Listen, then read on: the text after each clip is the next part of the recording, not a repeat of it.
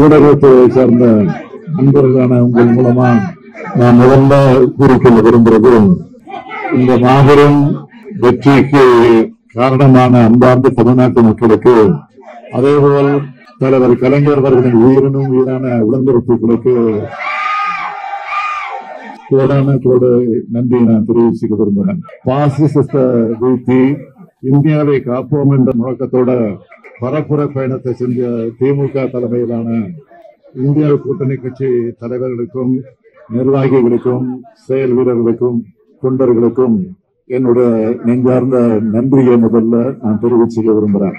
கடந்த நாடாளுமன்ற தேர்தலில் 39 தொகுதிகளில் வெற்றி பெற்றோம். இந்த நாடாளுமன்ற தேர்தலில் மீதம் இருந்த ஒரு தொகுதியும் சேர்த்து 40க்கு 40 தமிழ்நாட்டு மக்கள் வழங்கியிருக்கிறாங்க. அகில இந்திய அளவில் இந்தியா கூட்டணிய ஜனநாயக சக்தி அனைவரும் சேர்ந்து உருவாக்கணும். 400 இடங்களில் வெற்றி பெறுவோம்னு சொல்லி தங்களுக்கு யாருமே எதிரியா இல்லைன்ற நினைப்புல பாஜக ஒரு பிம்பத்தை ஏற்படுத்தினாங்க. ஆட்சி அமைக்கும் தனி பெரும்பான்மைக்கு தேவையான இடங்களை கூட பெற முடியாத அளவுக்கு பாஜக இப்ப தள்ளப்பட்டிருக்கு. அது மாதிரிதான் இதுவரைக்கும் செய்திகள் வந்துகிட்டு இருக்கு. 2 நாட்களுக்கு முன்பு கூட கருத்து கணிப்புங்கிற பெயர்ல உளவியல் ரீதியான தாக்குதலை பாஜக தொடுத்துச்சு.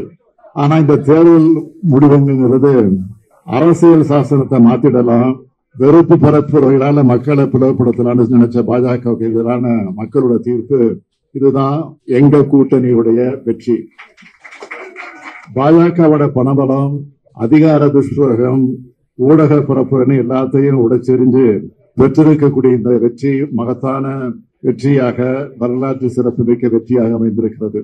தேர்தல் முடிவுகள் முழுமையாக வெளியான பிறகு இந்திய ஜனநாயகத்தையும் அரசியல் சாசனத்தையும் காக்க தேவையான அரசியல் செயல்பாடுகளை திமுக தொடர்ந்து முன்னெடுக்கும். முத்தமிழறிஞர் தலைவர் கலைஞருடைய 100ஆண்டு நிறைவு விழா ஆண்டு இது. நாடாளுமன்ற தேர்தல் வெற்றிய தலைவர் கலைஞருக்கு காணிக்கையாக்கும்னு சொல்லியிருந்தான்.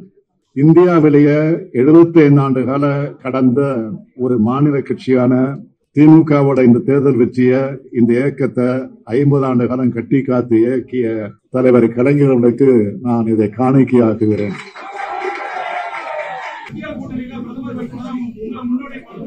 ஏற்கனவே இதற்கு பல முறை பதில் சொல்லியிருக்கிறேன். கலைஞர் சொன்னதுதான் நான் திருப்பி திருப்பி சொல்லியிருக்கிறேன். என் உயரம் எனக்கு தெரியும்.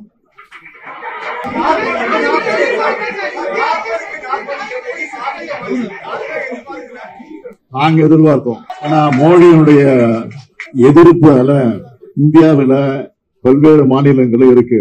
அதே போல இன்னைக்கு தமிழ்நாட்டில் முழு அளவிற்கு அவருடைய எதிர்ப்பால இருக்குங்கிறதுக்கு இது ஒரு எடுத்துக்காட்டு. தமிழ்நாட்டுக்கு அவருடைய அடுத்தடுத்த வருகை அப்படிங்கிறது பெரிய ஒரு மாற்றத்தை மக்கள் மனசுல கொண்டு வரலையா? அது வாக்கு வழியா மாறலையா?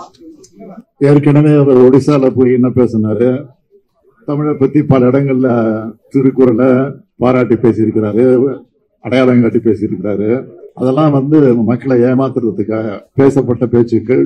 ஒடிசால போய் அதே தமிழர்களை எந்த அளவுக்கு கேவலப்படுத்தினாருங்கிறது நாட்டு மக்களுக்கு தெரியும்.